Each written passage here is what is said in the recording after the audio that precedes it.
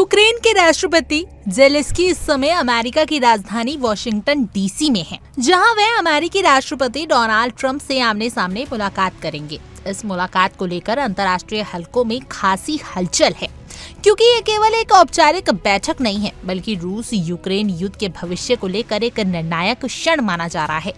खास बात ये है कि ये वही जेलेंस्की हैं जिन्होंने पिछले ट्रंप कार्यकाल में काफी सख्त आलोचनाएं झेली थी, और अब जब वह उसी ट्रंप के दरवाजे पर संभावित सीज फायर की उम्मीद लिए पहुंचे हैं। मुलाकात से पहले जेलेंस्की ने सोशल मीडिया मंच एक्स पर साफ साफ कहा कि उनकी प्राथमिकता रूस के साथ युद्ध को जल्द से जल्द खत्म करना है, लेकिन शांति अस्थायी नहीं होनी चाहिए।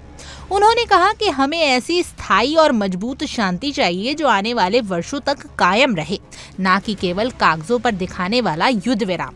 जेलेंस्की ने अतीत की गलतियों का जिक्र करते हुए 1994 की सुरक्षा गारंटी को खोखला बताया और 2014 में क्रीमिया के नुकसान को रूस के आक्रमण की शुरुआत का आधार करार दिया।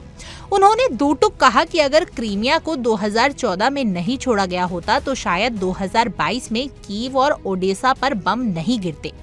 यहीं से उनका ये स्पष्ट संकेत भी निकलता है कि इस बार वह किसी भी कीमत पर यूक्रेनी भूभाग से समझौता करने को तैयार नहीं है, चाहे शांति प्रक्रिया के नाम पर ही क्यों न हो।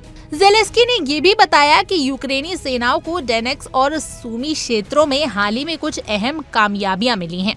उनका विश्वास है कि अमेरिका, यूरोप और बाकी साझेदार देशों की मदद से यूक्रेन अपनी भूमि की रक्षा करने में सफल होगा।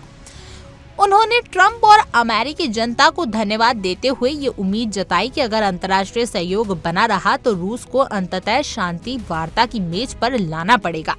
व्हाइट हाउस के मुताबिक ट्रंप और जेलेंस्की की द्विपक्षीय मुलाकात सोमवार दोपहर 1:15 तय है। इसके तुरंत बाद यूरोपीय नेताओं के साथ बहुपक्षीय वार्ता करेंगे, जहां रूस यूक्रेन युद्ध और संभावित समाधान पर विचार होगा। ये वार्ता इसलिए भी अहम है क्योंकि पिछली बार फरवरी 2025 में हुई बैठक तूफानी साबित हुई थी। उस बैठक में ट्रंप और उपराष्ट्रपति जेडी वेंस ने जेलेंस्की पर जमकर निशाना साधा था और उन्हें आभार व्यक्त न करने के लिए लताड़ा गया था। इतना ही नहीं, वेंस ने प्रेस कॉन्फ्रेंस में जेलेंस्की को अनादरपूर्ण तक कह दिया था और कहा था कि वह अमेरिकी नेतृत्व के प्रयासों की इज्जत नहीं कर रहे।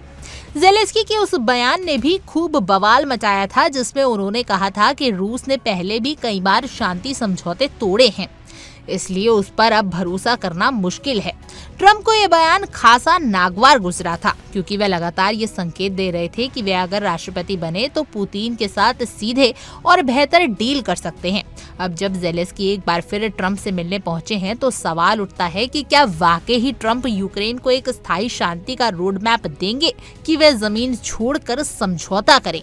क्या ट्रंप रूस को खुश करने की रणनीति अपनाएगा या फिर पश्चिमी लोकतांत्रिक मोर्चे के साथ खड़े होंगे? खैर, अभी की परिस्थिति में इतना तय है कि वॉशिंगटन डीसी में हो रही ये बैठक केवल दो नेताओं की मुलाकात नहीं, बल्कि एक बड़े भू राजनीतिक मोड़ की शुरुआत हो सकती है।